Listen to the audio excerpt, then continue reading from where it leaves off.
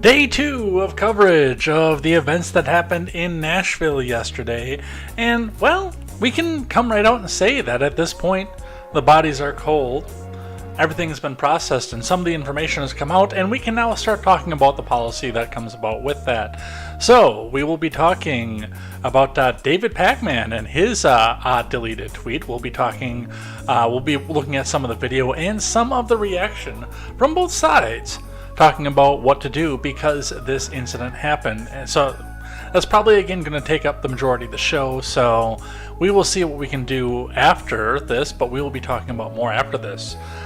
Parties are pointing fingers on a stalled debt ceiling talk as the day rolls in. It's only 3 months away before they say we'll be out of money and not able to cover our expenses, so we'll be talking about that, what that means, and where we go from there.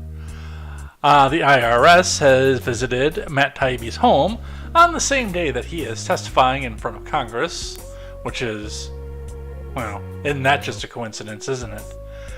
And First Citizens has agreed to acquire the failed Silicon Valley Bank and its assets. It is going to be all this and more. I was the one flying the balloons. I am J. Edgar, and this is Contemporary.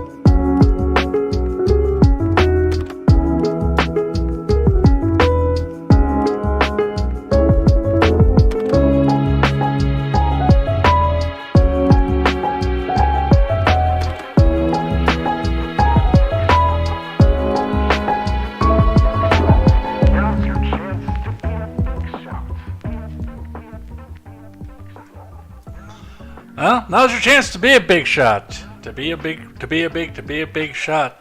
Those are the people who are watching the replay on Instagram have absolutely no idea what I'm talking about here because you can't hear what's going on in my headphones right now, and we've got the music going on behind us here. We'll be watching some video today. So if you happen to tune in and you just kind of see me sitting here like this, we're watching a video on the other platforms, which I cannot broadcast out to my Instagram feed, but we've got a lot to go over here today. A lot of information coming out about what happened in Nashville.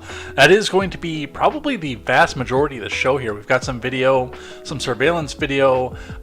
We've got some information. Apparently the FBI isn't treating the Nashville shooting as domestic terrorism. Weird, but Josh Hawley does want it to be investigated as at least a hate crime, so we'll be talking just a bit about that.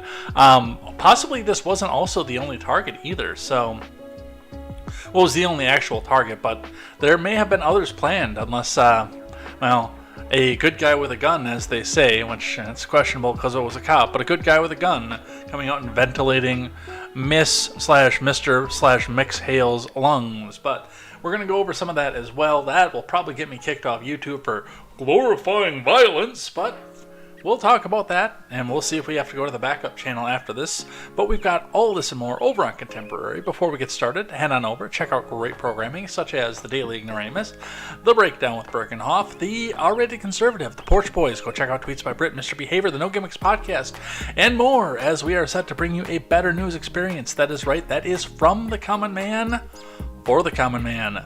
For too long, we have got our news, culture, politics, religion, video games, movies, and all sorts of other things for people who wear suits that cost more than our houses. No more. Go check out great programming out there. Go check out some of these people who are awesome. I mean, there's more out there, but these are the ones that I definitely want to work with going forward because of how they've treated me throughout my life and the way that the struggles they've gone through as well. So go check out all that great programming. And let's get down into the news today. We will start today with our finance segment. And we're going to start with the Dow, which reversed in the middle of the day. Futures are looking up right now, but the Dow took a major reverse in the middle of the day. Starting out up and then dropping off a little bit before climbing back up to where it dropped off before. Let's get the live chat up here, just in case I got to say something to some of you guys here. Yes, have they released the manifesto? No, they're not going to release the manifesto. Are you kidding me? Yeah, that's never going to see the light of day because somebody looked through there and said, she didn't say Jew. She didn't say the 14 words. She didn't talk about more to come. Yeah, this isn't going to get people outraged. That manifesto did one of these. No buzzwords. Nothing that we can use to tie this to the far right. That's what happened on the manifesto. All right. But yes, the Dow tumbling off about middle of the day. Before it tried to claw back at the very end, but it just couldn't come back and break its previous low.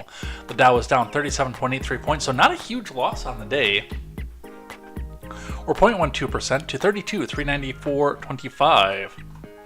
So that is what we have going on with that. Looking at your Bitcoin, which took not quite a complete inverse on that, but definitely came in the opposite direction.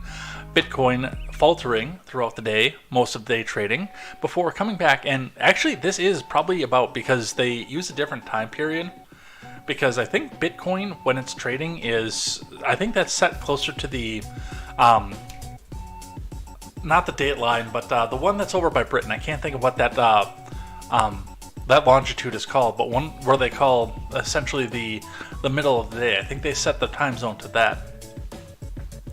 But on coming up to end of trading there, that would probably correspond about to this point where the Dow dumped everything back out and this jumped back up. So people looking to get out of US currency and other weak currencies around the globe and go into something that, while they may not have control over, something that they seem to trust a little bit more than fiat currency. So we'll continue to see what happens with that. The Bitcoin is up to 27,217.50.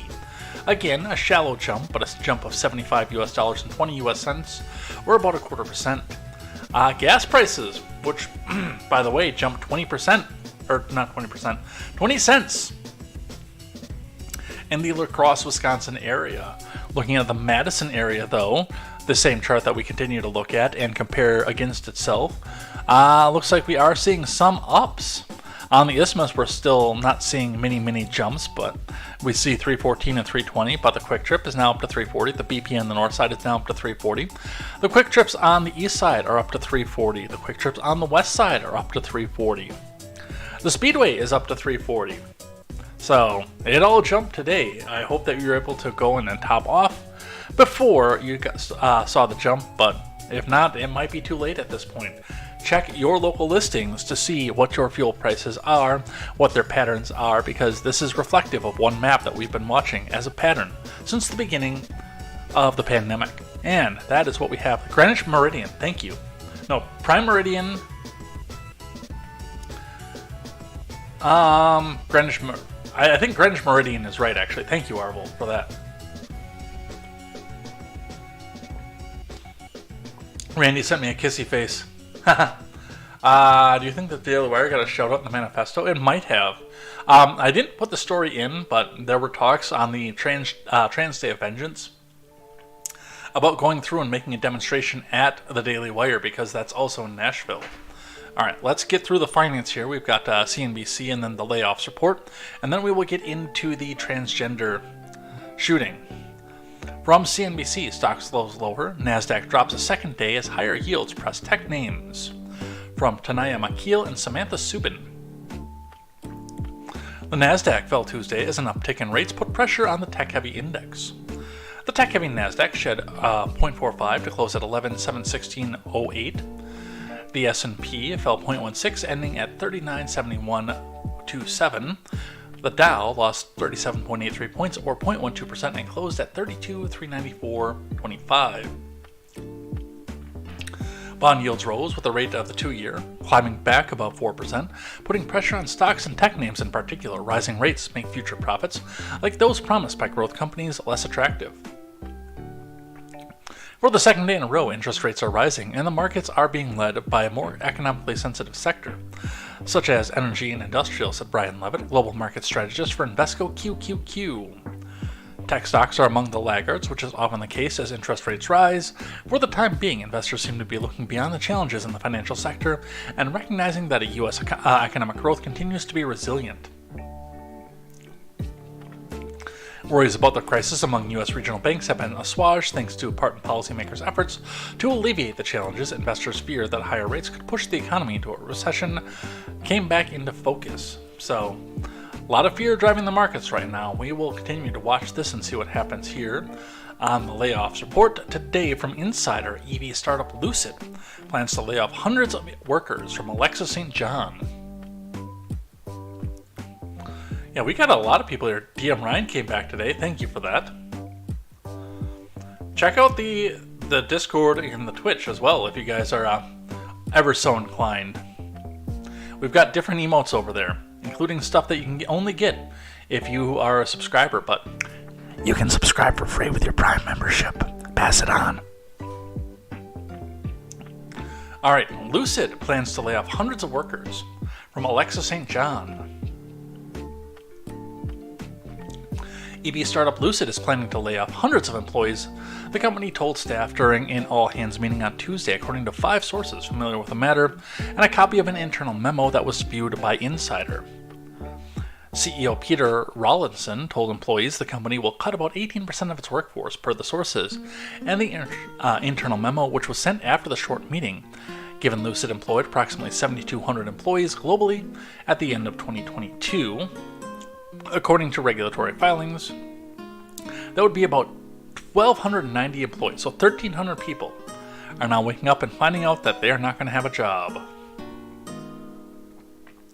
The sources were granted anonymity as they are not authorized to speak publicly about the company, but their identities are known and verified by Insider.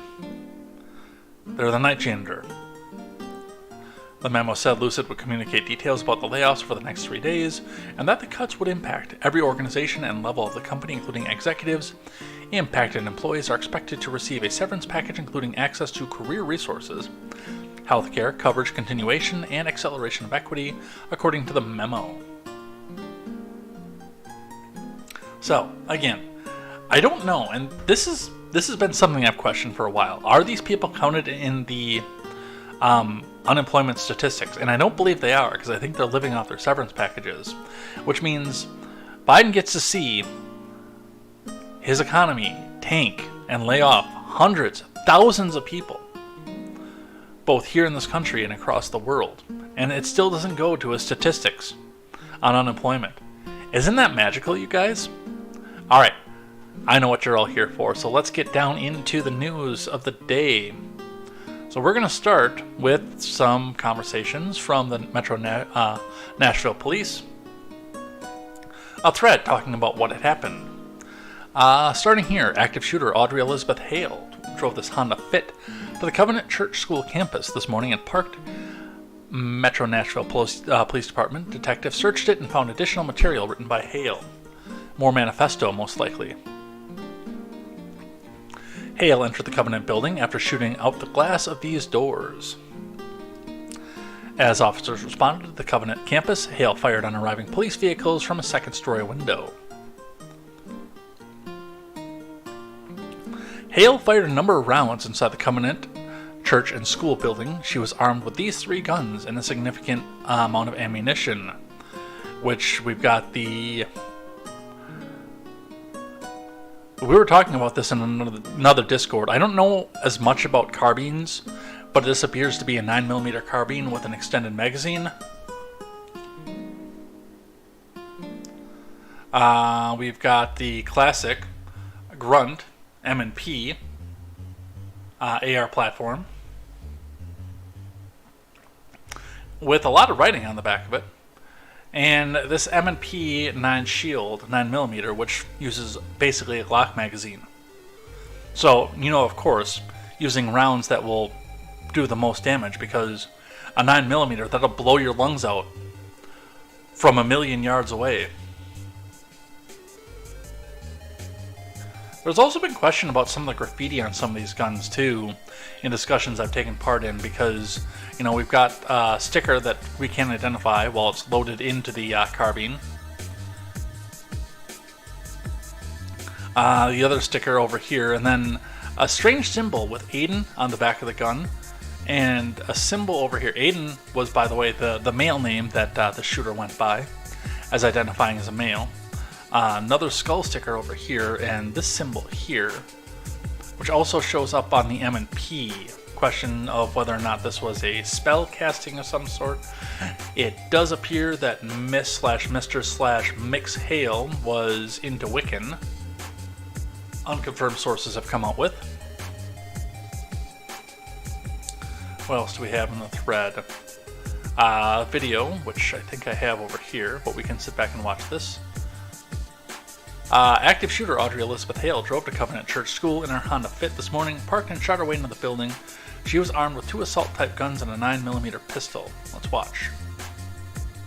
I don't know if there's going to be volume with this video. I've only ever seen it silenced. There does not appear to be volume.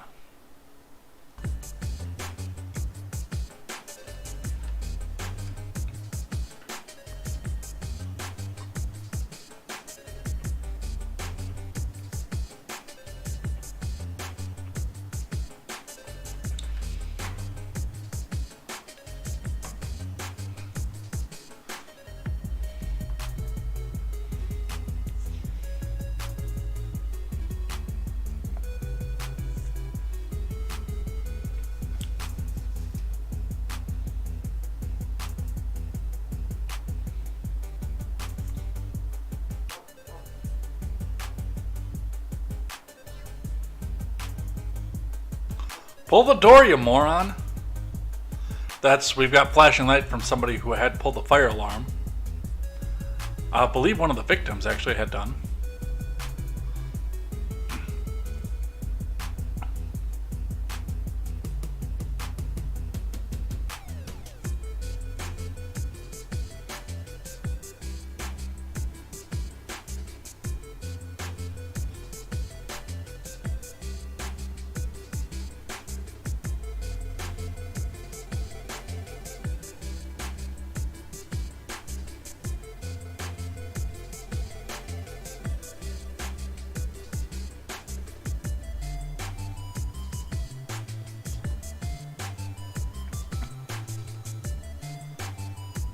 Now, while we're watching this and seeing the flashing light, there is question as to whether or not this was targeted. It does appear, with some of the information coming out, that Miss/Mr/Mix Hale was a student at this school at one point and possibly had a bad time while he, she, it, they, them, zer, zir went to school there.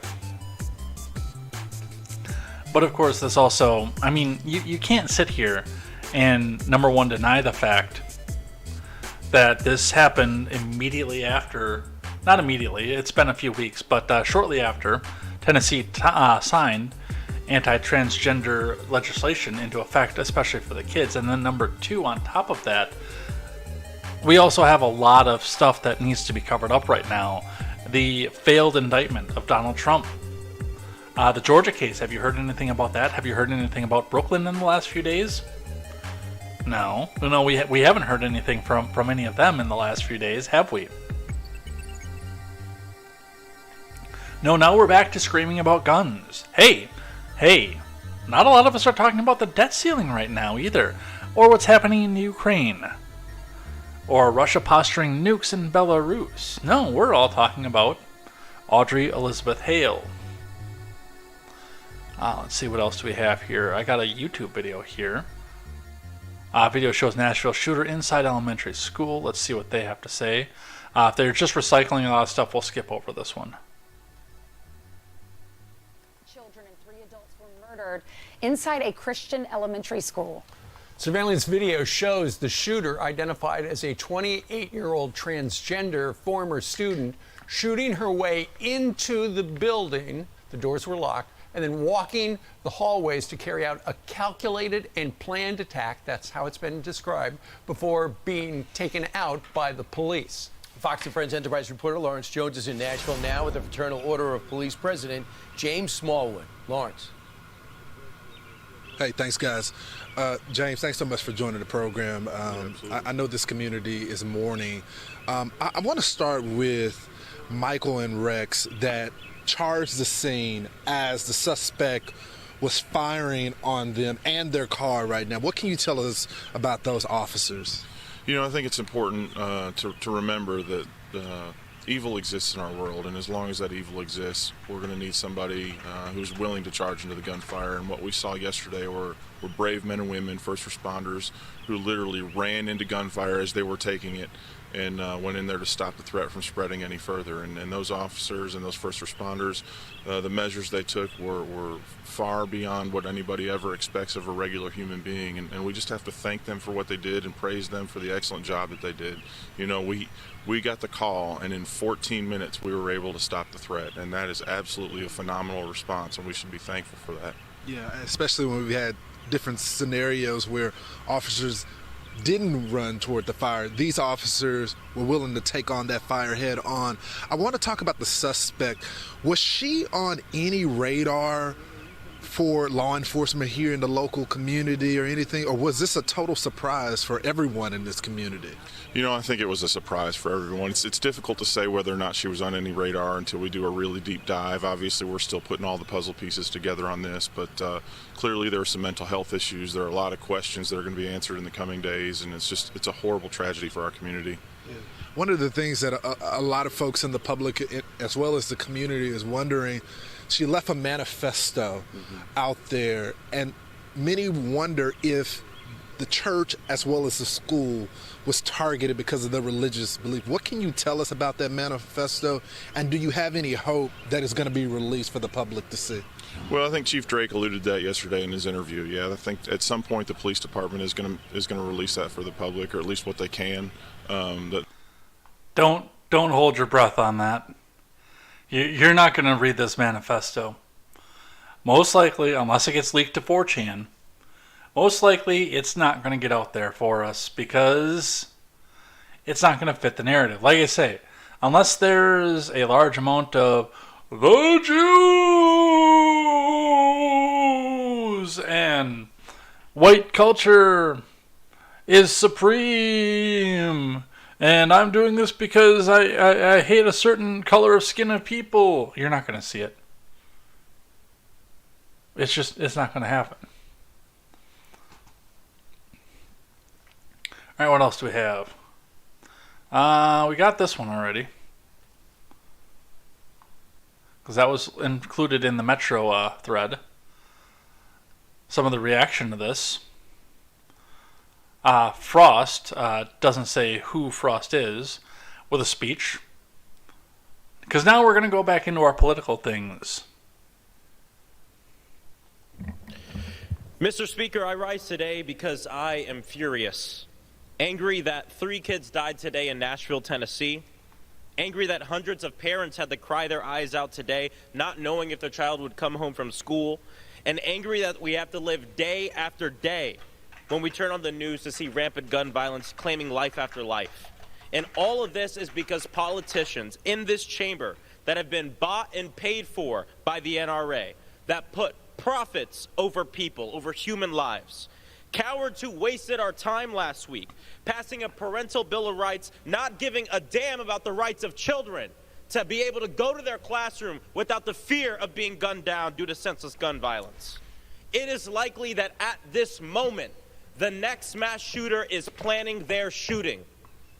What will this chamber do about it? I filed my last bill last week to simply create a federal office of gun violence prevention. 3 kids are dead today, and every day that we wait, 100 more people die. I pray to God that there are some Republicans in this chamber that can help support my legislation to save lives. I yield back my time. I see my time. Reclaiming my time. Reclaiming my time.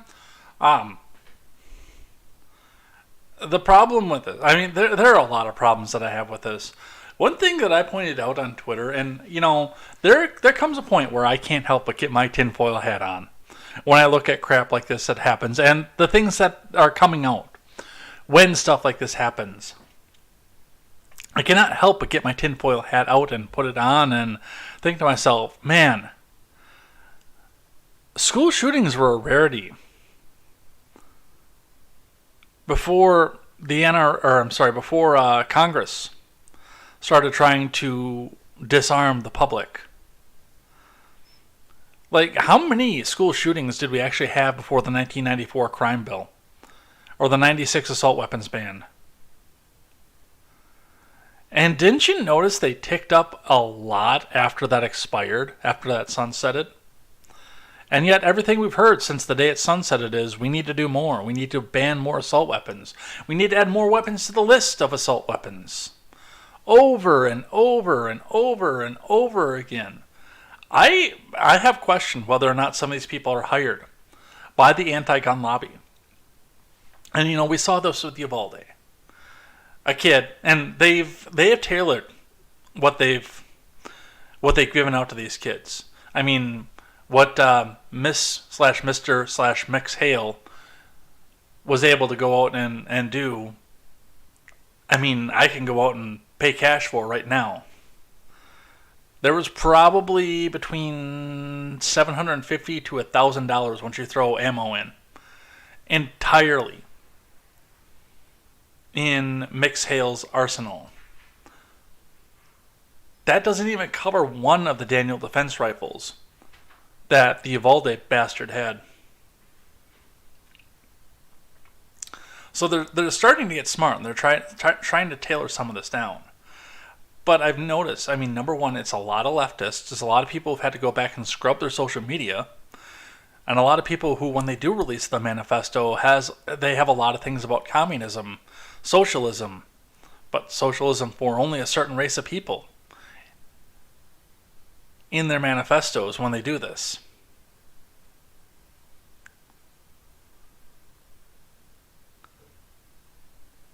So, I have questions. I'm not going to make an accusation, but I have questions that just don't seem like they're ever going to get answered.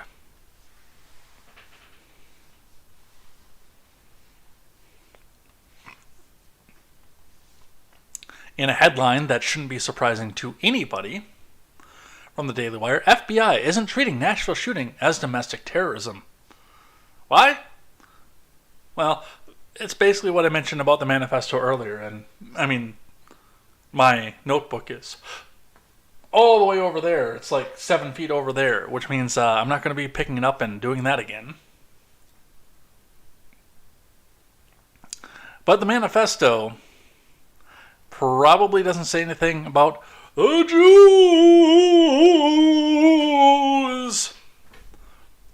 or the blacks, which means, of course, it's not domestic terrorism. Not to mention, the identity of the shooter doesn't fit with the preconceived narrative. But let's read from Luke Rosiak.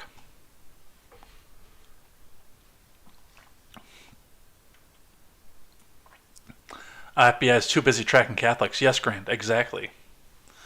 The FBI is not treating the Monday shooting in Nashville that killed 6, including 3 small children, as an act of domestic terrorism, the Daily Wire has learned.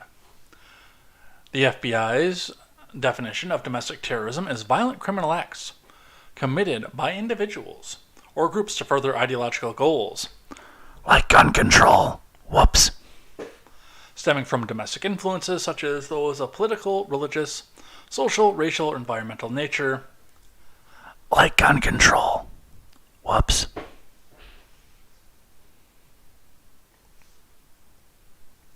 The shooter was a 28-year-old woman who identified as a man and was a former student at the Christian elementary school. Although transgender activists have complained of recent actions by the Tennessee legislature relating to transgender youth, police have not divulged a motive in the attack. The shooter had a manifesto, police said, though its contents have not yet been released. If it was terrorism, we would have federal jurisdiction. Given what Nashville Metro is leading the investigation, I think you can take a lot from that. Elizabeth Clement Webb, a spokesperson for the Memphis Field Office of the FBI, which includes Nashville, told the Daily Wire, i.e., they don't want to get the FBI involved because they're going to find something they don't want the public to see. She said the local police were running the investigation, adding that the FBI is an assistance role with Nashville partners. I think we'll learn more over time, but at this time it does not appear to be federal, she said. Asked whether the FBI was specifically monitoring radical trans activists as a source of potential domestic terrorism.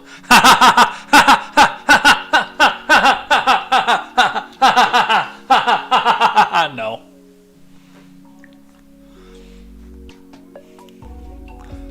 The FBI spokeswoman, who's the daughter of a former Democrat congressman, said no. Because of course she didn't. A transgender radical group, run in part by a former staffer for Virginia Democrat lawmakers, planning a trans day of vengeance for Saturday to avenge a trans genocide. Yeah, I would probably stop that if it was me. The event, on whose webpage organizers discuss Molotovs, is set to occur at the Supreme Court. Justice Kavanaugh is a target of trans radicals and survived an assassination attempt last year. But don't worry, it's not domestic terrorism.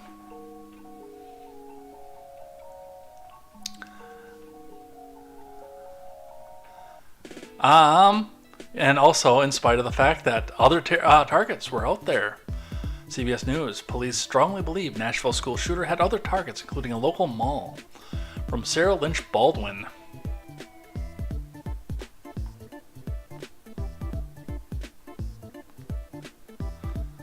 The shooter, who opened fire at a private Christian school in Nashville, killing 3 children and 3 adults on Monday, may have had other targets, including a local mall, Nashville Police Chief John Drake said on CBS Mornings. We strongly believe that there was going to be some other targets, including maybe family members in one of the malls here in Nashville, Drake said, and that just did not happen. Well, yeah, that's because the Nashville Metro Police Department came in and ventilated Mix Hale's lungs. Drake said a search of the shooter's home turned up 2 additional weapons, and I believe some more maps pertaining to maybe some thinking about some other incidents. So, yeah, I'm going to say that this probably was some sort of terroristic attack that, doesn't fit the narrative, so. From NBC, Senator Hawley calls for Nashville shooting to be investigated as a hate crime. I will take things that will never happen in a bajillion years. For 1,000, Josh. By Frank Thorpe V, Liz Brown Kaiser, and Rose Horowitz. Josh Hawley on Tuesday called on federal law enforcement agencies to investigate the shooting at the Covenant School as a religious hate crime. On Monday, a shooter opened fire at Covenant, killing 6, including 3 children. The school was founded in 2001 as a ministry of the Covenant Presbyterian Church, which shares the same address. Hawley cited law enforcement reports that the shooting was targeted against the Christian school, which police believe the shooter attended.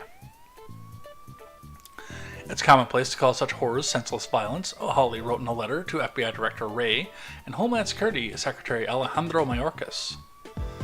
But properly speaking, that is false. Police reports said the attack was targeted, that is, against Christians. A.G. Garland was also pressed on the shooting designation when he testified Tuesday before a Senate Appropriations Subcommittee as part of a budget hearing. Asked by John Kennedy whether he planned to open a hate crime investigation for the targeting of Christians, Garland said a motive was still pending in the case. Basically, they don't want to touch that because, of course, you can't perpetrate a hate crime against Christians.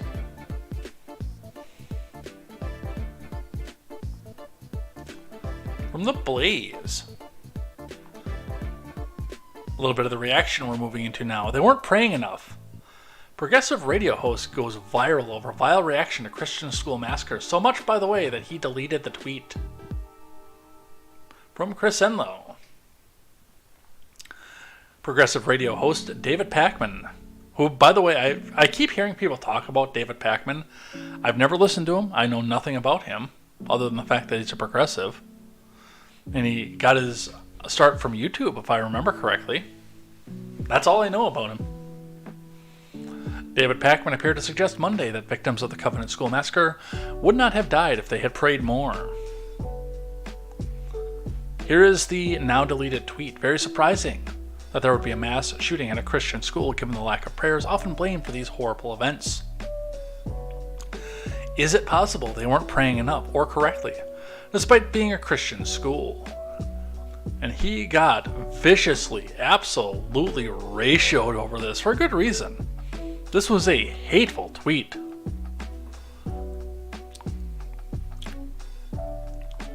The point of the tweet, Pakman later claimed, was to mock Republicans for offering thoughts and prayers after shooting massacres as opposed to advocating for gun control.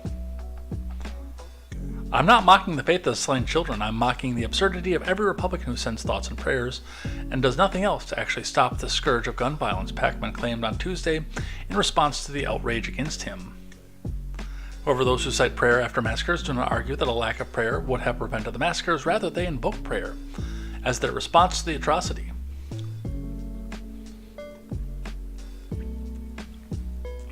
Despite his defense, there was a glaring lack of references to Republicans in his initial tweet. If the tweet was to score political points against Republicans, then why not actually include Republicans in the tweet? And then he deleted it, saying, "Alright, too many anti-Semitic attacks and threats to my family. I'll delete the tweet." Because a ratio is actually anti-Semitic. But I mean, one of the things that comes with this, and again, this comes down to the tinfoil I talked about earlier on this, is the fact that they continue to perpetrate these things over and over again. And later on, in just a couple articles, I'll actually have somebody saying that these will continue until Republicans do something. That sounds like a threat to me, yo.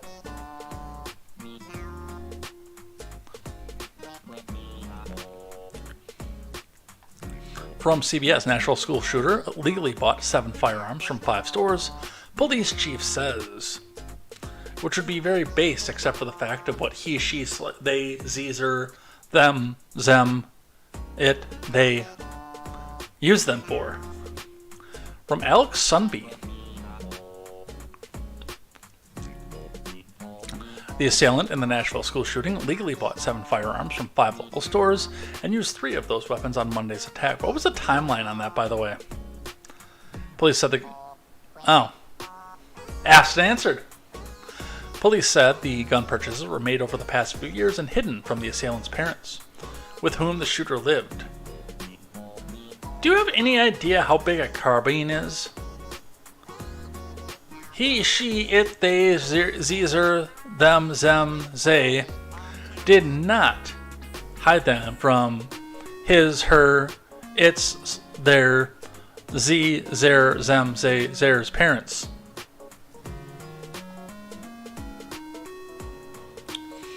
The parents of the shooter, 28-year-old Audrey Hale, felt the child shouldn't own any weapons. They believed the shooter had only one weapon and sold it. Metro Police Chief John Drake told reporters on Tuesday. The shooter had also been receiving treatment for an emotional disorder, which had not been reported to authorities. Tennessee doesn't have a red flag law that could have given police the authority to remove weapons from a person, Drake said. Good. If it had been reported that the shooter was suicidal or intended to hurt another person, then authorities would have tried to take the weapons away, the chief said. Well, you should still be out there asking questions, because this is the kind of stuff that should come up on a background check. If it's actually out there. I have questions about whether or not it was actually out there. As it stands, we had absolutely no idea actually who this person was, Drake said.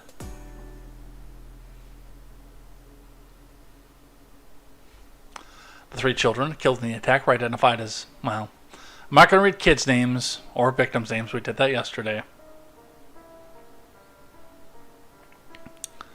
So, that's a bit of that. And the mother, of course, getting involved. From the New York Post, mother of Nashville school shooter Audrey Hale shared several gun control posts on social media. Yeah, she was kind of a gun control nut. The mother of the Nashville school shooter who killed 6 people, including 3 9-year-olds, apparently appeared to be a gun control activist who urged friends on Facebook to sign a petition calling for keeping firearms out of schools. And then her kid brought a firearm into school. So important, Norma Hale wrote in a March 8, 2018 Facebook post as she shared the petition to keep guns out of school that appeared to be from the Sandy Hook Promise Foundation. The webpage's domain to the petition did not appear to exist anymore. Yeah, that's because it was from 5 years ago. Another post from February 21st, 2018, Hale shared another petition from Sandy Hook Promise urging lawmakers to make large-capacity gun magazines illegal. Hale's adult child, Audrey, carried out Monday's horrific mass shooting at the Covenant School on Monday morning. So, it's an interesting take. There's he, she, it, they, them, they, ze, zer, them.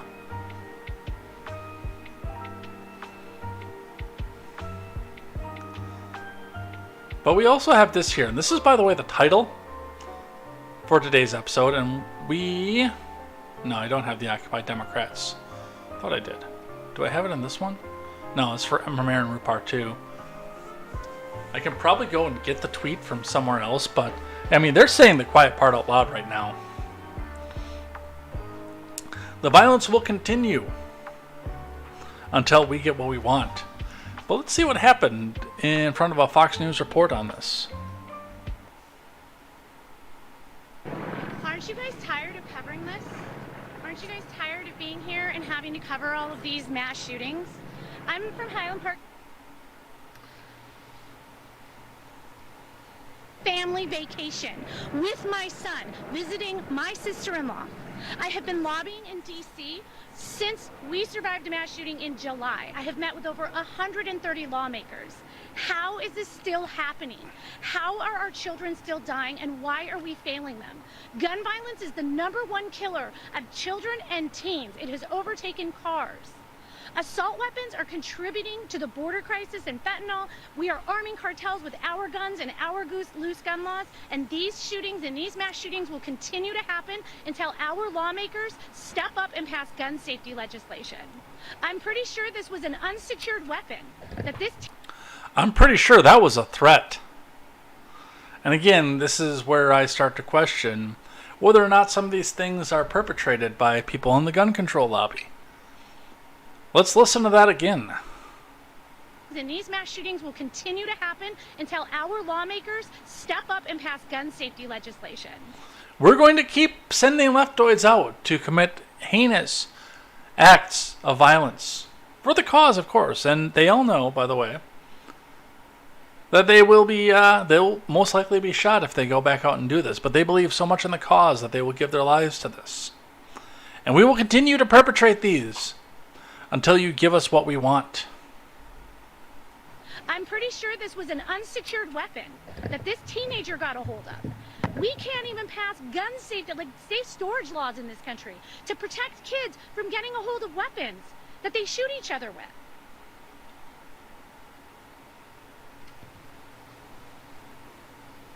All right, so we're going to break a...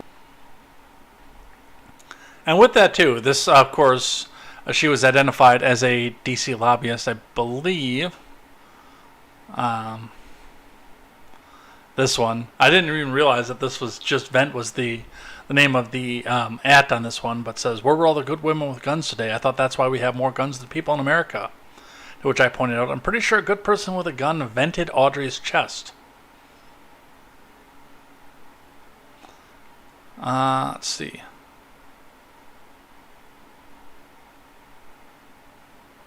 I thought they identified her. Yep. JoJo from Joy's! I know her! Pointing out Camp Beasley Wood. Yep, Ashby Beasley. Indigenous mother, wife, and serial entrepreneur, mass shooting survivor turned activist with a keen interest in taking our country back from the gun lobby. Location in Highland Park, Illinois, by the way, but now has become a very, very well-known DC lobbyist. But she just happened to be there. Just happened to be right outside where a shooting happened to be able to give a prepared speech in front of Fox News.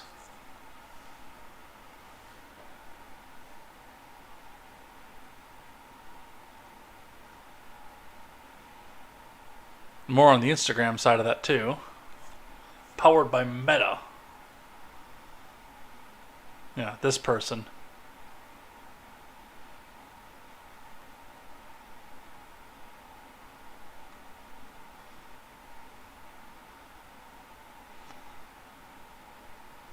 And the big one here that I decided that we needed to talk about here. Claire S. with 3 hearts, XOXO, butterfly, blue check verified, tells us, this is the big one for me. Nothing will change until Dems have Starr's total control of executive and legislative branches. Everyone, the operative word in my above response is total, not 50%, not even 51%. Claire S. says that the violence and the mass shootings will continue. I love the fact, by the way, that they're saying Marjorie Nazi Green right now, while this tweet exists. Totalitarian rule, one-party rule, complete one-party rule, 538 members of one single party, and a president of one single party telling you how you're going to live your life is the only way the mass shootings are going to stop. That sounds like a threat.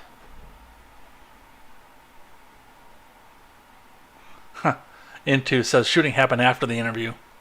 That's I don't think that's the case, but that would be even funnier. And by the way, this woman got roundly roasted, and rightfully roasted, in her replies.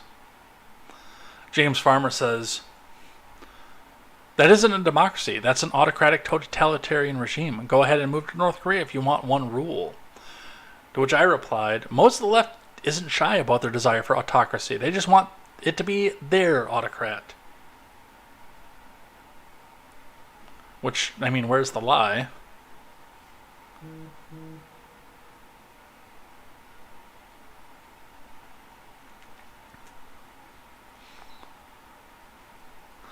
Biden getting into the news, making a better speech than he made yesterday. Biden calls on Congress to pass stronger gun laws in the wake of Nashville shooting. Let's listen. And President Biden is calling on Congress to pass stronger gun laws in the wake of the Nashville school shooting. White House flags are flying at half-staff today in memory of the 6 victims. White House correspondent Karen Travers joins me live now for more on that. Karen, Congress passed the first major gun reform bill in decades after the Uvalde school shooting last year. What changes did it put in place? That was significant legislation that Congress passed last year. The Bipartisan Safer Communities Act, Diane, passed with good bipartisan support. 15 Senate Republicans and 14 House Republicans voted to push that across the finish line. You can see there some of the things it did, including implementing violence protection programs in states. It closed the so-called boyfriend loophole to protect domestic violence victims. It expanded background checks for young gun purchasers, and it also gave tens of millions of dollars for mental health resources in communities and funding to make schools more safe. But there are a lot of things that legislation did not do, things that ended up on the chopping block because the negotiations were so tense and they couldn't come to an agreement. Things like the assault weapons ban, things like universal background checks and national red flag laws. They were all things that some Democrats were pushing hard for, but Republicans were not going to budge on that. At the time, lawmakers said this was the best deal that they could come up with, and they still said this was very significant. I think it goes to show that even after 19 children and 2 teachers were killed in that Texas shooting, that was the best they could do last year. And what's the president pushing for now, and how much support is there on Capitol Hill? Diane, the president said yesterday that shooting yesterday was sick. He said it was heartbreaking and a family's worst nightmare. And he called once again for an assault weapons ban. This is something he says in the wake. Really? Because I seem to remember him saying, "Hey, I'm just here because you got Chinese chocolate chip ice cream, and I heard that was great, and your kids smell real good, man." wake of most mass shootings now, whether it's in a public place, a workplace, or sadly in a school. But it is unlikely, almost impossible for this to move forward on Capitol Hill. There are currently no negotiations taking place between Democrats and Republicans on this issue. Good. And there is no appetite among Republicans to move forward on an assault weapons ban. Karen. So we didn't get to hear him speak, which probably is not a surprise because he probably didn't speak on this. Let's grab one from Fox after Nashville school shooting. Biden says no more unilateral gun control orders available to him. From Chris Pandolfo. Also good, by the way. President Biden ruled out further action on gun control from the White House on Tuesday. Speaking to reporters before departing D.C. for North Carolina, the president said that he's exhausted his ability to counteract gun violence by executive order and that Congress has to act. I've gone to the full extent of my executive authority, man, to do my own thing. Anything about guns. In a familiar refrain, following the deadly shooting incidents, Biden urged lawmakers to reinstate a federal ban on so-called assault weapons. The 1994 law he referenced banning semi-automatic assault weapons and large-capacity ammunition feeding devices, which Biden has credited with reducing mass shootings, even though that was a lie. The majority of American people think having an assault weapon is bizarre. Citation needed, please. That's a crazy idea. They're so against that. And so I think Congress should be passing an assault weapons ban. If they were so against it, then they wouldn't have the assault weapons, so-called. I want to remind you, the last time we passed the assault weapon ban, violent shooting went down. Lie. Mass shooting went down. Lie. I can't do anything except plead with Congress to act reasonably. Truth. And no, mass shooting didn't go down. And the majority of mass shootings don't get perpetrated with a rifle anyway. This is the stupidest thing, by the way.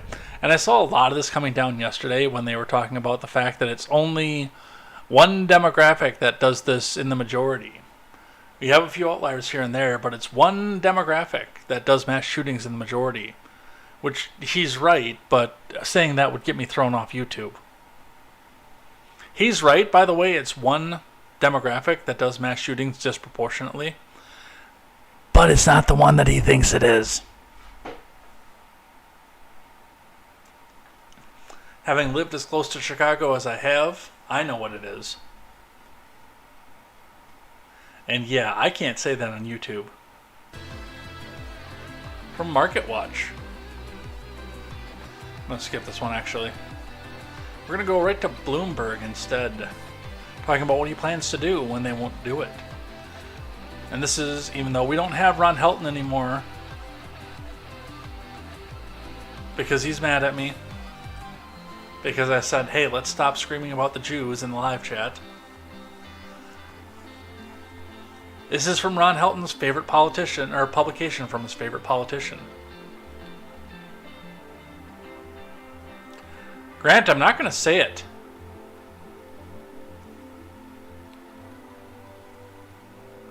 Yep, universal background checks.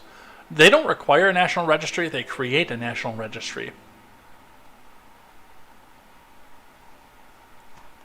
You know I'm not going to say it. This is from Justin Sink. Biden said he would put the spotlight on those blocking the passage of new gun laws, as he expressed frustration with the lack of legislative progress on the issue, a day after a mass shooting at a grade school in Nashville, Tennessee. Biden said he intended to expose the people who were standing in the way of legislation. This is ridiculous, man! He added, speaking to reporters as he left North Carolina, it's all about big money.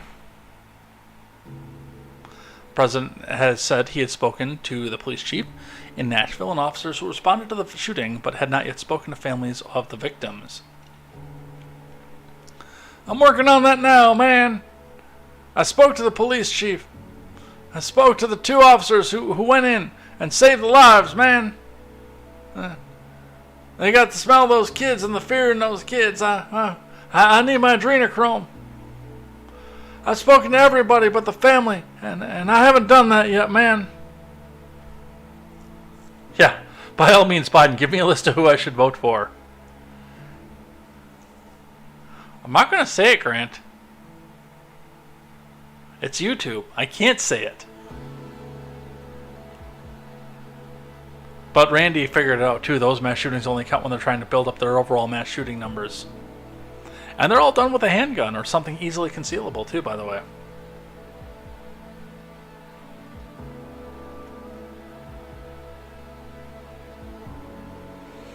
Some more reaction to this, I think. Yeah, we only got a couple more here. Then we'll get through some of the rest of this news that's cluttering up over here. The Foo, who's at Politibunny, says someone's cleaning their timeline. Don't worry, I grabbed screenshots.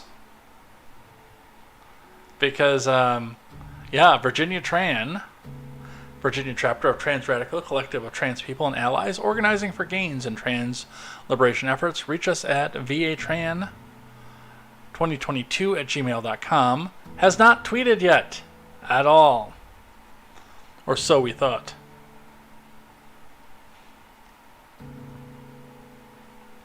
On the screenshots, Tennessee neighbors. When can we make this happen? Quote tweeting. The Trans Day of Vengeance should take place outside of the Daily Wire headquarters. Whoever made this deserves a round of applause. If this flag offends you, I'll help you pack with the scary black composite assault rifle on the trans flag.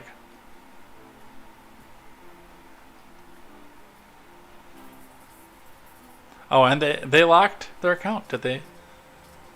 Yep. Account is locked down also.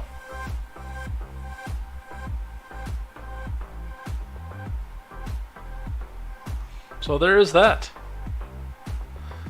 It's the Utes. I'm sorry, sir. The Utes? Yeah, the Utes. Could this have been any other two Utes? I have seen that movie, by the way.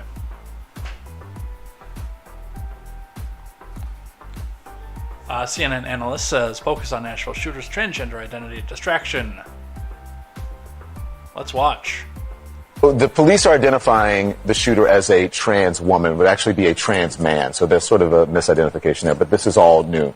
I'm just wondering, the identity of being a transgender person and also being identified as a woman, does this pose any sort of difference or difficulty for police, because it's not typically a woman, regardless of how they're identifying? So there are a couple of things here that are different and that we're going to have to talk about and delve into.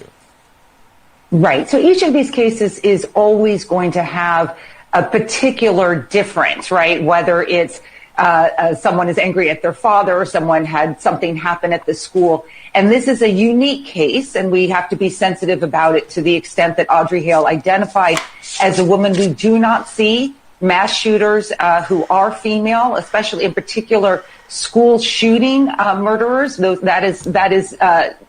is actually, I think, the first time that I can remember. I know I was on air yesterday stating the same. And so that uniqueness is obviously going to go to only one part of this, right? Each of these school shootings has motive and means. Motive goes to the particular person. What's their mental health situation? What happened at the school? Why did they choose that target?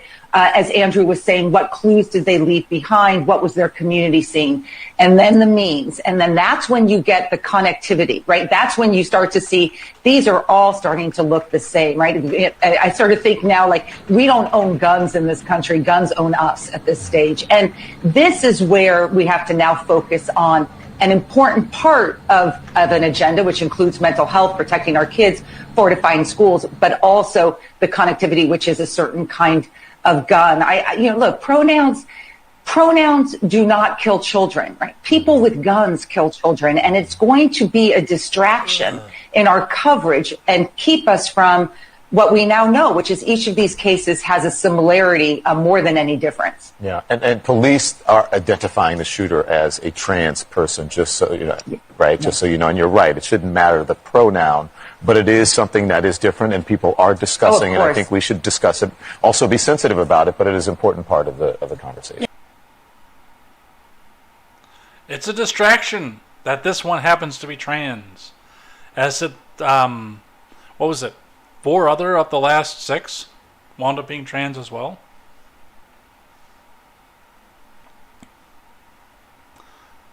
Alright, and I think, yeah, I got 2 more. The classic. You knew somebody was going to do it, and I mean, you can kind of see the outline past the fake here. Eli Ehrlich says, horrifying to see how media Twitter is responding to the Nashville shooting. Verified bots are claiming the trans masculine shooter, Audrey Hale, was a trans woman and calling for our deaths. They're so used to trans misogyny, they fail to mention 98% of school shooters are cis men. But you knew somebody was going to do it. You knew somebody was going to do it. BTO Herd says, let's not let the story be swept under the rug. The shooter was trans, hashtag trans terrorism, because it's not actually Audrey Hale. Nashville police have positively identified the corpse of the suspected Nashville Covenant school shooter as 31-year-old Samantha Hyde. That old Sammy Samantha Hyde.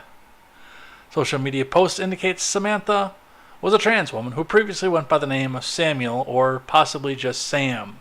Sam Hyde. That bastard strikes again. That fucker is everywhere, isn't he? Alright, last one.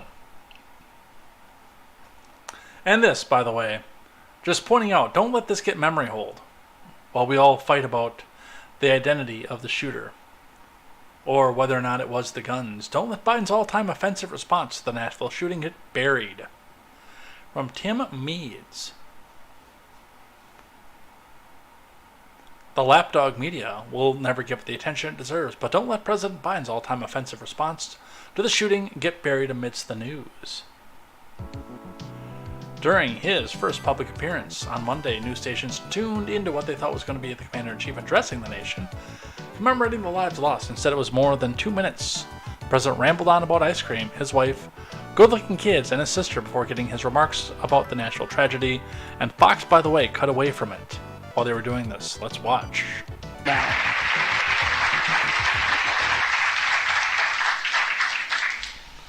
My name is Joe Biden. I'm Dr. Joe Biden's husband. And I ate Jenny's ice cream, chocolate chip. I came down because I heard there was chocolate chip ice cream. By the way, I have a whole refrigerator full upstairs. You think I'm kidding? I'm not. God. Ben, how are you, pal? One of the best guys in the United States Congress, Ben Cardin.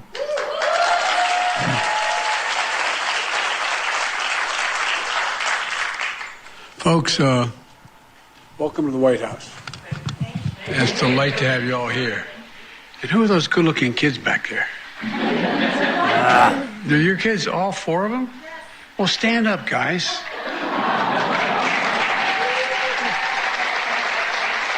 God help us all. Well, I want you to know, like you, I had 2 brothers, 3 in our family, 3 brothers, and 1 sister. My sister is smarter than all of us. Not a joke. She used to be 3 years younger than me. Now she's 23 years younger than me. Yeah. She managed every one of my campaigns for office, even back when I was in high school. We went to the same university 2 years apart. She graduated with honors. I graduated. And we had a simple rule in the family. Listen to Val. My sister Valerie is incredible. So guys, be nice to your sister. You're going to need her. You're going to need her. I promise. It's the same lineup. You're the oldest. Who's number 2? Number 2? Who's number 3? You twins? Are you guys twins? Okay. All right. This how it was in our outfit. Well, I'm so glad to see you all. Thanks for coming with Mom, okay? You got to take care of your mom. Dads are much harder to raise, but, you know. Before I begin to speak, the reason I spend a little time in the kids, I just want to speak very briefly about the school shooting. Yeah, that's terrifying. I mean, at least, again, Fox had the good sense to cut away from that. So that is what we have on these shootings.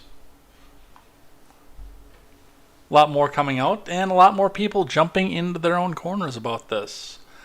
I would not be surprised to see more of this coming out tomorrow, but I don't know, and I'm actually a little surprised it didn't get memory hold at this point here. But we do have more that we've got to get into, so let's move on down the list. We got to talk about the debt ceiling. From CNBC, as McCarthy laments no progress, here's where U.S. debt ceiling talks stand. From Emma Kinery.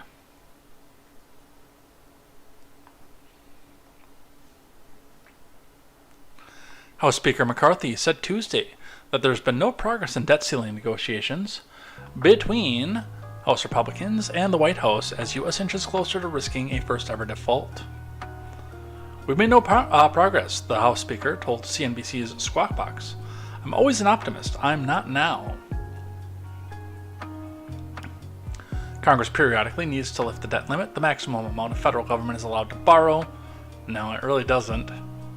They have their brain-dead followers convinced that they do, but they don't. To cover spending obligations, the government often spends more money than it takes in from taxes, resulting in the deficit. House Republicans have refused to lift the debt ceiling without promises of spending cuts. Time is ticking, McCarthy said in the interview. Now I'm very concerned about where we are. The U.S. already hit its debt limit, forcing the Treasury to take so-called extraordinary measures to keep paying its bills. The nonpartisan Congressional Budget Office estimated the admin will exhaust its emergency tool sometime this summer, raising the prospect of a default unless lawmakers raise or suspend the ceiling. They might do the latter too, by the way, and that's the scary part. The White House has taken the position that while spending cuts need to be made, bullshit. It will not negotiate on the debt ceiling and expects Republicans to lift the limit. Democrats argue the GOP has only made borrowing limit an issue when Democrat president is in power. Well, who cares when they make it a priority? Your dumbasses don't ever make it a priority. You dumbass?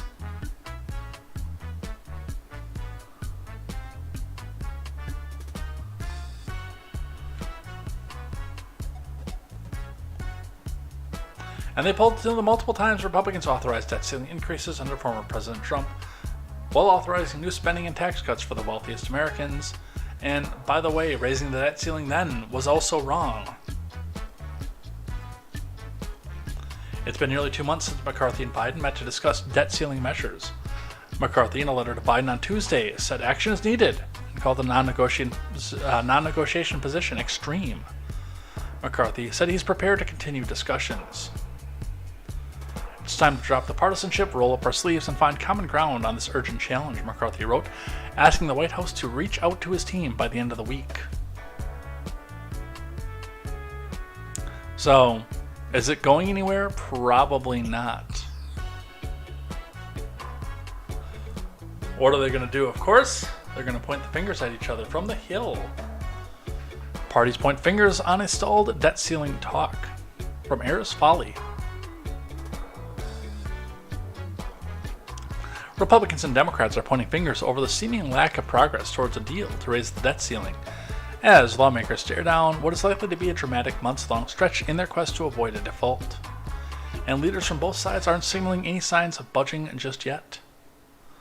Speaker McCarthy took aim at President Biden on Friday for not coming over to the bargaining table in negotiations to raise the debt ceiling, calling it very unfortunate and charging the president with putting the American economy in jeopardy by doing that. I'd like to see that the president negotiate, he told reporters. At the time, America is too important to play games with. McCarthy sat down with the president in early February to discuss the debt ceiling in the pair's first meeting since Republicans assumed the majority of the House earlier this year. But members say bipartisan talks on the matter haven't moved much further since then, as both sides harden their positions. While Republicans are pressing for significant cuts or fiscal reforms in exchange for their help in raising the debt ceiling, which caps how much money the Treasury can owe to cover the country's bills, Democrats have been steadfast that the ceiling be raised without conditions. Democrats have also been keen to keep up attacks on targeting Republicans in the absence of a party-wide plan outlining the House GOP's desired spending reforms, particularly as the party has its hands full trying to produce a 10-year budget plan while strategizing how to tackle the debt limit later this year. And the White House pushing back as well. White House fires back at McCarthy's proposal for debt ceiling talks. From Daniel Chayton. The White House sent a combative response Tuesday after House Speaker McCarthy called for jump-starting talks on the debt ceiling.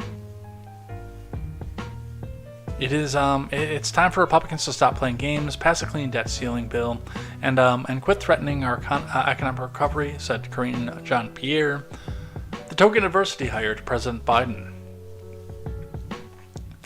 Her statement served as a retort to McCarthy's letter to Biden on Tuesday, which warned that time is running out to raise the debt limit after the last meeting on the issue in February. So, yeah, they're firing back on both cylinders. And nobody wins when they do. From ABC. Rand Paul staffer stabbed multiple times in D.C., suspect arrested. From Beatrice Peterson and Allison Pecorin. Before I even read into this, I want to just say one thing. This is Washington, D.C., and I don't think this was political. And I don't think the Minnesota attack was political either, by the way. It's just that the city is this bad. It really is. And DC Metro wanted to make a bigger revolving door policy, getting more people like this back out onto the streets. A staffer for Rand Paul was stabbed and seriously injured in Washington, D.C. on Saturday, and the suspect has since been arrested according to the police and Paul's office. This past week, a member of my staff was brutally attacked in broad daylight, Rand Paul said in a statement to ABC News on Monday, adding, "I asked you to join Kelly and me for praying for speedy and complete recovery, thanking the first responders, hospital staff, and police for their diligent actions." Paul's office has not publicly identified the staffer. According to a police report obtained by ABC News, officers first responded Saturday around 5:15 p.m. to a call about a stabbing in the 1300 block of H Street Northeast in the district. The victim was being treated on the scene for stab wounds and has been seen by witnesses bleeding from the head, the report states.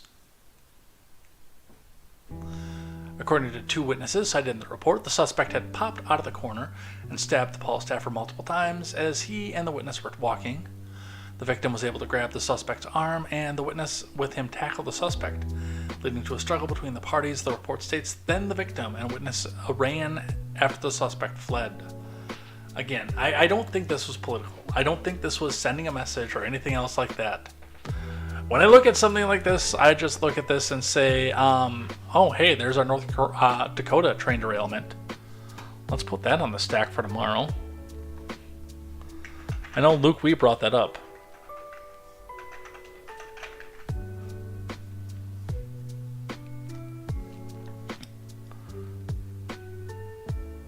Yeah, and this one's hazardous again, too.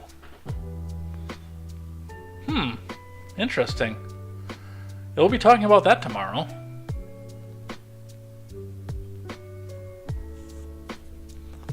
Hopefully, we won't have to spend an hour talking about the transgender shooter. The first witness shouted to another about what was happening and that the person called the authorities while they aided the victim, according to the report. I mean, again, it's DC. The guy probably looked at this and said, hey, this guy, look at that suit. He's probably got a nice wallet. Full of money and credit cards. I'm going to stab this guy and rob him. I don't think there were any politics involved in that one. From ABC 10, tempers flare at Roseville's board meeting in the wake of controversial video. Controversy continues in Placer County following the release of a video targeting a Loomis pastor and his LGBTQIRAMIGXT-BOULIARAMPUXTIWXYZ, sometimes Y, youth group. Thursday night, dozens of people showed up to speak out at the Roseville Joint Union High School District Board meeting. It's the first meeting since the video district released a statement to parents saying, given the pastor's statements in the video and other related concerns, they contacted CPS and the Roseville Police Department so they can ensure no students have been harmed. The meeting ended before it could finish as a yelling match ensued among meeting attendees and a speaker. Parents and students quickly left after one speaker held up what appeared to be a white power hand sign. And I'm sure he probably just said A-OK. The board meeting comes just days after the release of a controversial video involving Loomis.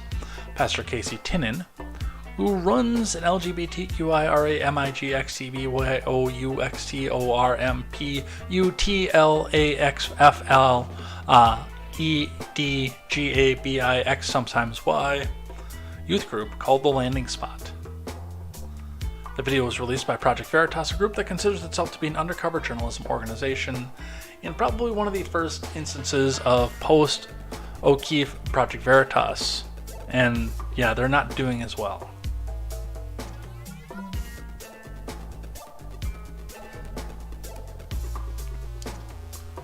Thursday night, people spoke out during a board meeting. Public comment period. Many expressed support for Tinnan and LGBTQIRAGIXDBYOUTIMA, sometimes Y students. I'm here to ask that you practice what you preach about protecting children who already feel outcasted and rejected by all of you. It's also extremely disappointing that this district is giving voice to a group that uses deceit and defamation to push their homophobic narrative, one Antelope High School student said. I wonder how easy it's going to be to start to pin some of this stuff to Veritas without O'Keefe in it. Pence is in the news. Judge says Pence must testify to January 6th grand jury. From Kyle Cheney, a federal judge has ordered former Vice President Pence to testify in the federal probe of Donald Trump's bid to subvert the 2020 election, according to a familiar person with the ruling. Judge James Boasberg largely rejected an effort by the former president to assert executive privilege over Pence's testimony, the person said. But Boasberg, the chief judge of the federal district court in Washington, agreed, at least in part, with Pence's legal team that the former vice president enjoys immunity from testifying about certain topics due to his role as the president of the Senate on January 6th. It was not immediately clear whether Boasberg's ruling, which remains under seal, is broad enough for Pence to testify or satisfy Pence's public resistance to the subpoena issued by Jack Smith on whether he intends to appeal. Pence has indicated he's open to answering certain categories of questions related to Trump's efforts to overturn the 2020 election, despite losing the race to Joe Biden, honk honk. But he's argued that the vice president's unusual role, both as a top member of the executive branch and president of the Senate, entitles him to immunity typically afforded to members of Congress. He's indicated he's willing to take the fight to the Supreme Court if he doesn't like the outcome. Well, we'll see. I don't think he's going to be testifying anytime soon, and I think that committee is dead anyway. From CNBC, going back into the jobs market, historic UAW election. Picks reform leader who vows more aggressive approach to auto negotiations, i.e. losing a lot more people their jobs, from Michael Wayland. UAW members have ousted their president in the union's first direct election, ushering in a new era for the prominent organized labor group ahead of the negotiations later this month with the Detroit automakers. The union's new leader will be Sean Fain, a member of the UAW Members United reform group and local leader for Stellantis parts plant in Indiana. He came out ahead of a runoff election by hundreds of votes over incumbent Ray Curry, who was appointed president by union leaders in 2021. Fain, in a statement Saturday, thanked UAW members who voted in the election. He also hailed the results as a historic change in direction for the embattled union, which he says will take a more aggressive approach with its employers. This election was not just a race between two candidates, it was a referendum on the direction of the UAW. For too long, the UAW has been controlled by leadership with a top-down company union philosophy who have been unwilling to confront management, and as a result we've seen nothing but concessions, corruption, and plant closures, Fain said. Curry, who previously protested the narrow election results, said in a statement that Fain will be sworn in on Sunday and that he is committed to ensuring his transition is smooth and without disruptions. And that's all fair, but you're still going to be getting paid out of your company's payroll department. You, as the union, are still going to be getting paid by the company to negotiate against the company. So, no matter what, I still don't trust it. From the New York Post. The IRS making an interesting visit. IRS visited Twitter Files journalist Matt Taibbi's home the same day as congressional testimony. From David Proper. An IRS agent stopped by the home of Twitter Files journalist Matt Taibbi the same day his congressional testimony on the weaponization of the government, according to the House Judiciary Chairman Jim Jordan, who is demanding an explanation over the oddly timed visit. Jordan sent a letter to the IRS Commissioner Daniel Werfel and the Department of Treasury on Monday in hopes of getting to the bottom of why federal agents appeared at Taibbi's New Jersey home on March 9th and left a note, according to an editorial in the Wall Street Journal that cited the letter. The note reportedly instructed Taibbi to call the IRS 4 days later. When he did, an agent told him his 2018 and 2021 tax returns had both been rejected due to identity theft concerns. Yeah, this isn't using the federal government as a weapon by any stretch of the imagination, now is it? Look, the government's going to government. If you step outside of their little echo chamber, they're going to use the full power of the government against you. And they're very, very fond of using taxation to get after people they can't otherwise get after. Al Capone comes to mind. Donald Trump comes to mind. So, should I be surprised by this? Not in the least. Honestly, I would actually question now whether Capone's tax issues were actually legitimate, or whether this was something they drummed up just so they could pull him off the streets and get him into a cell. In ways that they couldn't get him otherwise, but...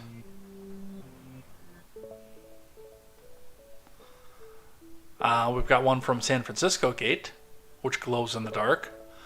Man with Proud Boys ties derails school board meeting in Roseville.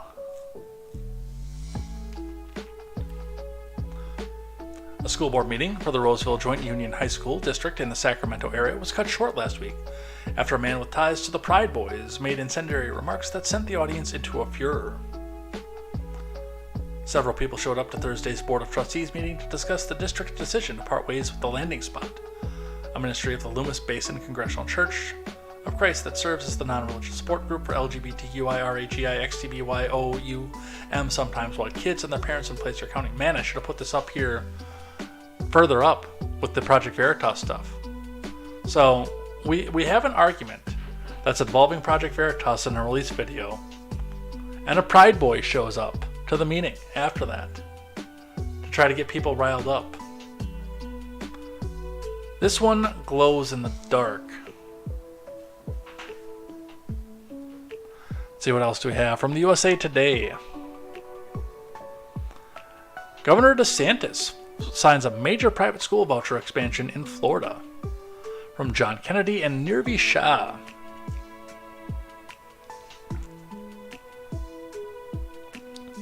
Ron DeSantis this week signed into law one of the largest private school voucher expansions in the nation, following similar moves by several other conservative states since the start of the pandemic. The new legislation, which has an unclear price tag and which, by the way, we do need to discuss, mimics new options in Iowa, Utah, and Arkansas, which passed major private school choice bills this year, as well as Arizona and West Virginia, which also offer all or nearly all students in their respective states the option to use taxpayer dollars to cover private school tuition or other expenses. Teachers' unions and other groups have criticized the measures, saying they will rob public schools of already scarce funding and allow private schools to discriminate against students, including those with disabilities. Some parents, however, applaud the new laws, including parents who already send their kids to private schools. DeSantis hailed the new Florida legislation when signing the measure into law Monday at a private all-boys Catholic school in Miami, based. The legislation makes all Florida students eligible for taxpayer finance vouchers to attend private schools, roughly $8,500 award that the Democrats deride as a taxpayer supplement to wealthier parents with kids already enrolled in private education. Christopher Columbus High School, where Education Commissioner Manny Diaz noted his son is a 2016 graduate, carries a $15,400 cost for tuition, fees, and textbooks next year, according to the website. And this is all well and good. Now, the fact that there's a fixed amount does make me feel slightly better about this. I am, by the way, a big fan of school choice and the fact that the dollar should go with the students. In fact, I think that if there is a fixed dollar amount, because the schools are going to be competing to get these dollars, plain and simple, I think some of these tuitions are actually going to lower to match what the to what Florida is putting out for tuition or tuition assistance to get more butts in seats. Because again, just like everything else that I've mentioned, colleges, hospitals, healthcare, they all operate on a system of butts in seats, or beds if you're in the hospital.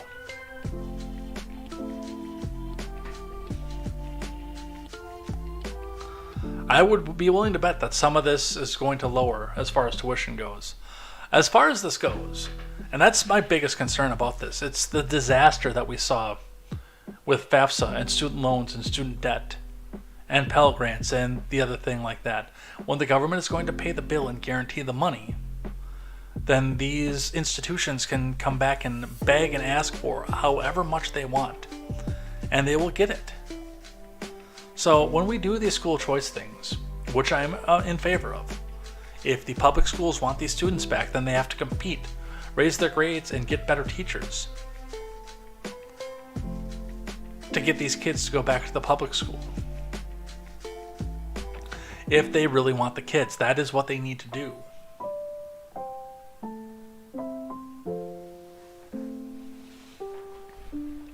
But with that being said, now we've also got to watch and make sure that the private institutions, now that they know the government will pay the bill, aren't going to just jack up the prices, knowing the government will come back and pay the bill once again.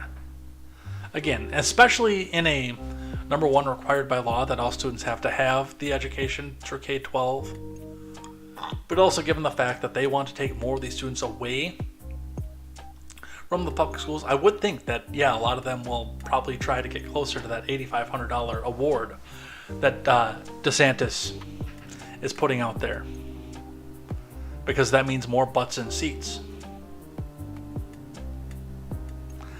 Will they be able to do it on a budget? I don't know. I don't think that they will be able to, but I think a lot of them are going to try.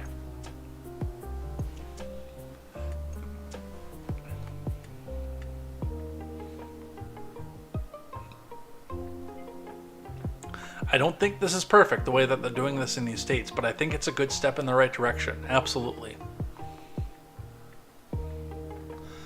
The SVB saga continues from CNBC. CNBC Daily Open, SVB deposits and loans find a buyer, from Yao Bunping. First Citizens Bank agreed to buy Silicon Valley Bank's deposits and loans, suggesting there is still confidence in the U.S. banking sector. Yeah, no, that's not what that suggests, but thanks for playing. First Citizens will buy Silicon Valley Bank deposits and loans, the U.S. Federal Deposit Insurance Corporation announced on Monday.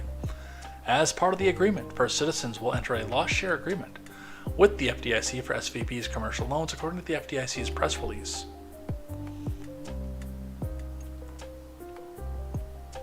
So, one is coming up out of here, and hey, again, now the people of SVB are going to get slightly different uniforms, slightly better uniforms, and they'll be able to go back to work again.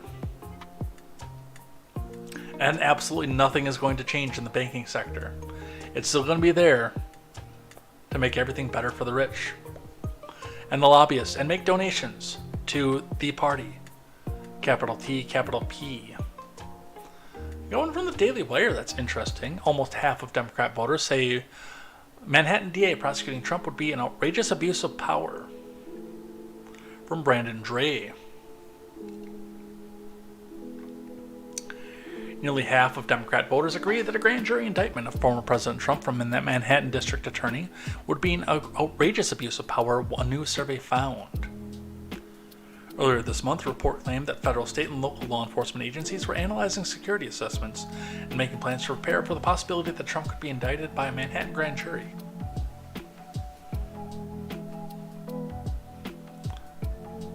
Pollsters surveyed 964 likely voters between March 22nd and 23rd, with 2023, and showed a plus or minus 3% margin of sampling error with a 95% confidence level. According to the survey, 77% Republicans, 46% of Democrats, and 55% of unaffiliated voters. At least some would agree that prosecuting Trump in Manhattan would be an outrageous abuse of power.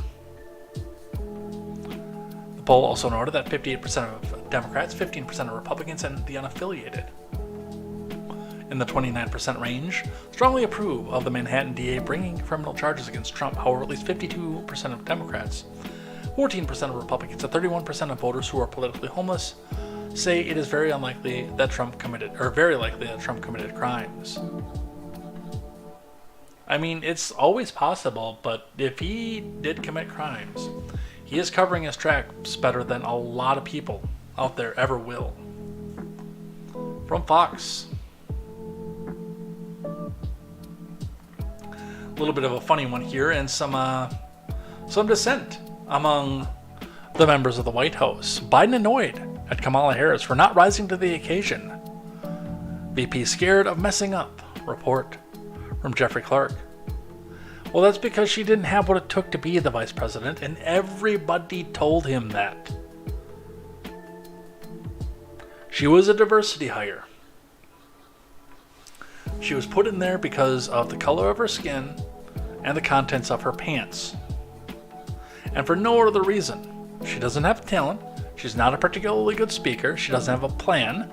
She doesn't go and do the duties that she's been assigned.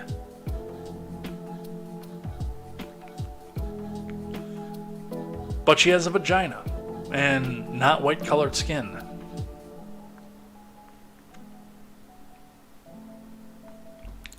President Brandon is reportedly frustrated at Vice President Harris for not rising to the occasion as his second in command, according to a recent report from Reuters. That implies that he's the first in command, and I don't think anybody believes that. The bombshell story from Reuters included comments from high-ranking officials in the Biden admin, revealed some of the president's candid opinions about Harris. If he did not think she was capable, he would not have picked her, one former Biden official told Reuters. That's a load of shit. But it's a question of consistently rising to the occasion, the official said. A second former official highlighted the point of tension between Biden and Harris. I don't think the president sees her as someone who takes anything off the plate, a second former White House official said, adding a fear of messing up and caused Harris to be late in joining important political fights like the ongoing border crisis. Here's the reality of Biden, who gave the eulogy for David Duke when David Duke died, who came into Congress at the 70s, and yet still somehow, as a high school senior in the 50s, saw two men kissing and said, gosh darn it, they're in love. Biden is the type of person, and so is, by the way, Nancy Pelosi. They're the kind of people who looked at somebody like Kamala Harris and called them the help. And honestly, I'm going to tell you right off the bat, I'm sure that Jill hates Kamala more than Biden does. Because this is a person now who gets to call the shots, who gets to be in the White House and make the decisions. Who back when Dr. Jill was babysitting and trying to get in the good graces of one of the more powerful senators at the time, while she was busting her hump, Kamala Harris basically got handed the job because of the color of her skin.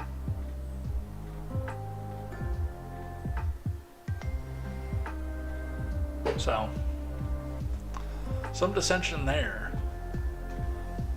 We're going to actually cut it really, really soon here. I am not feeling well. I haven't been feeling well all day. In fact, yeah, we're going to do this now just because my stomach is starting to get a bit upset. And I'm exhausted. I slept like 4 hours total since Sunday. So let's go in and look at the rules of acquisition. Head out of here for the night. We'll cut it just a little bit early. The last thing we do on Tuesday, our former Monday segment, is we look at the Star Trek's rules of acquisition for the Ferengi. Look at them, see how they apply as best we can into the canon of either the episode or the book, or how they can apply to us in our real lives. The Ferengi, being a hyper-capitalistic society, had their commandments, the tenets of their religion, be based about how they do business with each other and with people around the galaxy, to make sure that if they follow these rules, they can go into the divine treasury in the afterlife and bargain for a better life. So, we've been cooking along here. We are moving on to the 177th rule of acquisition. There being no 169th, 170th, 71st, 72nd, 73rd, 74th, 75th, or 76th rules of acquisition. So we move straight on to the 177th. Know your enemies, but do business with them. This comes from the reference book of the Ferengi Rules of Acquisition. And it's it's an interesting take. I mean, I can say right now that there have been people out there that there's one person who has been disallowed from a job that I used to work at. But anybody else, no matter how much I hate them, there was a fleet down by Janesville, and I'm not going to name names. But the guy who owned that fleet actually made a specific complaint out and called me out by name in the complaint to our general manager, complaining about the way that I do business. Now, mind you, at that job, I was only across the counter and dealing with customers 1 day a week. But he did it, and he called me out by name. By the time I left that place, his new mechanic was eating out of my hands. And I could come back out and I could just say, I don't want to do business with that person. If he doesn't like it, he doesn't have to come in on Saturdays. Plain and simple. But instead, as I found openings, especially when the new mechanic was out there, I exploited them and did business with my enemies. And I did a lot of business with my enemies. A ridiculous amount of business with them. The new mechanic they got wouldn't do business with anybody else during the week. He waited until Saturday to come and get his stuff to deal with me. And on several other occasions too. I mean, your enemy's dollar spends just the same as your friend's dollar. And furthermore, you don't always have to feel guilty about jacking up the prices when it's your enemy's dollar. If they want to come back out and antagonize you, and then still want your goods, they're going to pay for them. And they need to pay for them. So, yes, this is definitely a good rule of acquisition. That's right. Know your enemies, absolutely do. And be careful and wary about turning your back to them. But still do business with them. And that's how you earn profit. And with that, we head out of here for the day.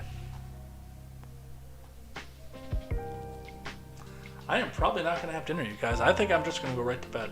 I might see if there's like some soup or something I can gobble down, but man, I'm done. I got something for my stomach to see if this is any better, but I mean, there was a point too where I was at work today and I was trying to work out a list of what I was working on and just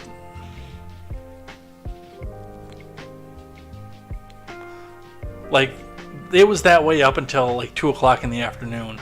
I almost went home early today.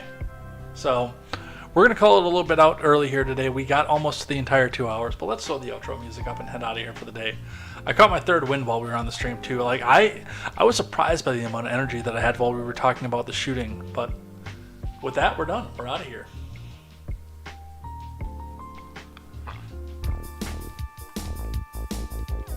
So thank you everybody who came by, hung out, chatted in the live chat. We had a big crowd today. We hit 8, by the way, earlier on. So you're getting some more people in here. You're bringing some friends, and I very much appreciate that.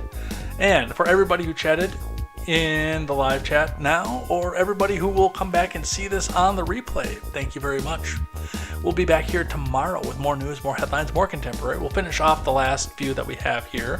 I'm also going to try to keep it directly to 8 tomorrow because I am going to travel after contemporary. I'm going to get in my truck. Like, as soon as I'm off here, I'm going to go out because I do have a funeral to attend on Thursday morning, so that'll be taking up that time, but we will be back here Thursday night as well. So come back and join me. We will see what happens in the next 22 hours on news, headlines, and contemporary. Not quite 22 hours, or a little bit over 22 hours at this point, but we'll see what happens there. Definitely looking forward to that. I enjoy seeing everybody here. Some of the new names in here as well. So, and I do want to put out a special thank you to Into, who is coming back, one of the newest ones in here, and Ryan, DM Ryan too. Love seeing you guys in here, and everybody else who has been here from the beginning as well. Highleaf even showed up here today. We'll be back here tomorrow for more news, more headlines, and more contemporary. And until then, I am Jay Edgar, and this is Contemporary. Take care.